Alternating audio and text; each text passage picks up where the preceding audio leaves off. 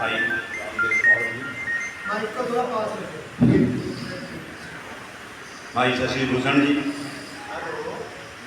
और भाई मेरे सभी बंधु जो भी इस बौद्ध विहार और यहाँ के जो आयोजक मंडल है उसका बहुत बहुत धन्यवाद। उन्होंने हम लोगों का बड़े तहे दिल से सम्मान रूप से बड़े मान सम्मान से हमारा सम्मान किया और ये एक बहुत बड़ी बात है कि इस तरह से जो एक हम लोगों की हिम्मत बढ़ाई आप लोगों ने बॉर्डर पर रोकने के बाद आप लोग हमारे साथ गए और हमारी हिम्मत बढ़ाई और हमको यहाँ लाके जो मान सम्मान दिया हम उसके आभारी रहेंगे आपके उसके लिए। जहाँ तक बात है अपने अधिकारों की तो ये बात सच है कि हमको अपने अधिकारों के बारे में जानकारी होनी चाहिए कि बाबा साहब ने जो हमें अधिकार दिए हैं उन अधिकारों को हम कैसे बचाएं, कैसे उन्हें सुरक्षित रखें। ये हमारा सभी का परम कर्तव्य है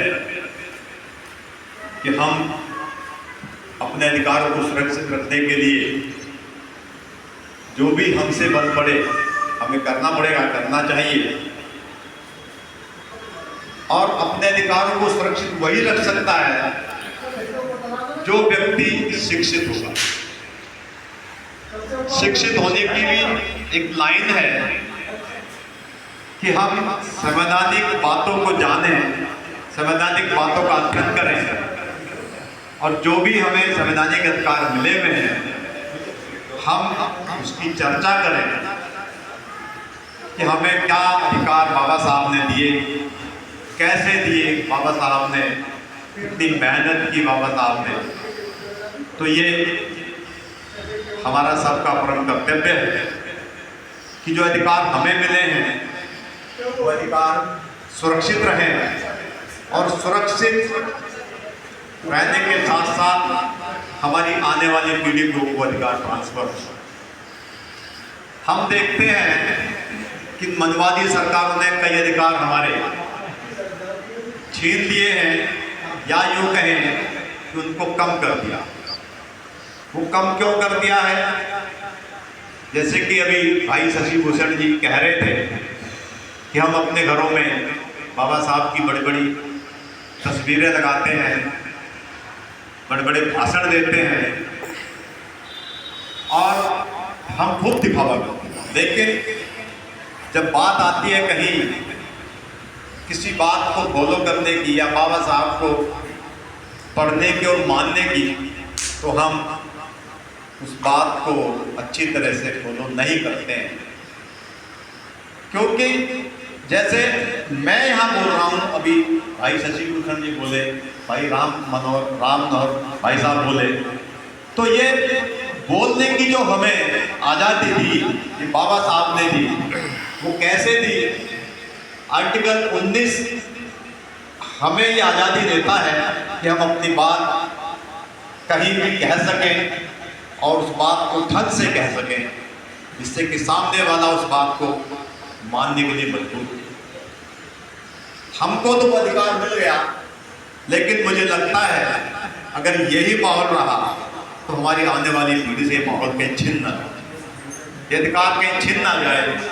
क्योंकि हम लोग मेहनत जो कर रहे हैं, कुछ संख्या में कम लोग हैं जो इस तरह की मेहनत कर रहे हैं।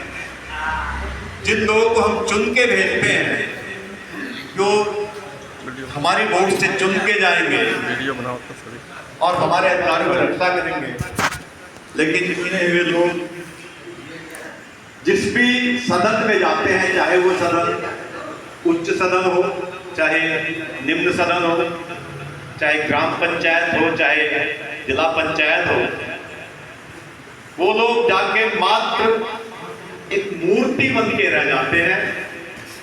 वो अधिकारों की बात बहुत कम लोग ऐसे हैं जो कर पाते हैं, वरना वो सब लोग अपनी कुर्सी बचाने के चक्कर में, अपना धन बचाने के चक्कर में, अपना और अपने परिवार का भविष्य बचाने के चक्कर में वो सिर्फ लगे रहते हैं, ना कि संविधान बचाने के। जिस दिन हमारे चुने हुए लोग संविधान बचाने की बात करने शुरू कर देंगे, उस दिन बाबा साहब का जो अधूरा काम है, मैं समझता हूं वो कुछ हद तक पूरा होता होगा। इतने अधिकार एक आदमी हमें दे गया और आज हम करोड़ों लोगों की उपस्थिति में वो अधिकार हमसे निकलते जा रहे हैं। ये बहुत बड़ी विडंबना है, बहुत बड़ा दुर्भाग्य है। बाबा साहब ने हमें पढ़ने के साथ साथ पढ़ने के लिए पैसे भी दिलवाए वजीफे के रूप में। बाबा साहब ने हमें नौकरी करने के साथ साथ प्रमोशन में आरक्षण दिलवाया। बाबा साहब ने हमें रोस्टर प्रणाली में नौकरी के साथ साथ पहला स्थान दिलाया कि अगर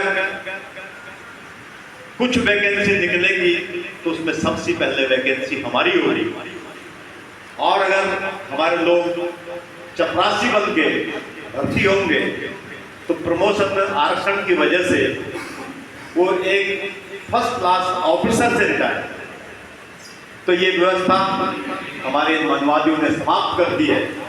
आज हमारा व्यक्ति अगर चपरासी, चौकीदार या बाबू भर्ती होगा तो वो व्यक्ति सिर्फ बाबू और चपरासी चौकीदार से ही रिटायर होगा। ऐसी व्यवस्था इन्होंने बना दी। हमें इन व्यवस्थाओं का अध्ययन करना पड़ेगा, पढ़ना पड़ेगा। और एक व्यवस्था इन्होंने और जो हमारे प्रति गलत ढंग से निर्णय लिया है कि हमारे बच्चों का स्कॉलरशिप समाप्त करके,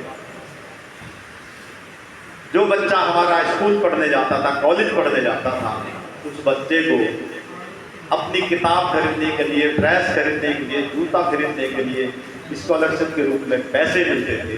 आज वो पैसे, वो स्कॉलरशिप बंद कर दिया गया है। तो ये सब अगर हम इस चीज का एक सिरे से अध्ययन करें तो एक तरह से ये माना जाए कि ये हमारे भविष्य की अंधकार में शुरुआत है। क्योंकि आज से पहले एक डॉक्टर 2-4 लाख में बन जाया करता था, लेकिन आज एक डॉक्टर 20 लाख में बनता है। तो क्या 20 लाख 25 लाख रुपए क्या एक आम आदमी खर्च कर लेगा?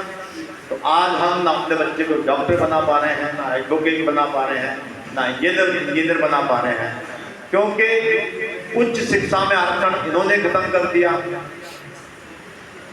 उच्च शिक्षा के बिना हमारा व्यक्ति डॉक्टर नहीं बन सकता, हमारा व्यक्ति इंजीनियर नहीं बन सकता। और जब हमारा व्यक्ति, हमारा बच्चा कंपटीशन देता है तो उसके नाम से उसका पता करके उसके नंबरों को काट दिया जाता है और उसको फेल कर दिया।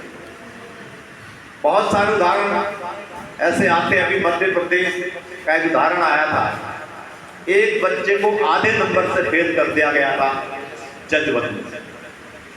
जबकि नियम ये है कि अगर आधा नंबर कम है तो उसको 1 नंबर में इंक्लूड किया जाता है, लेकिन इन सरकारों ने उस आधे नंबर वाले को जज बनने से रोक दिया और हमारा एक आदमी जज नहीं बन।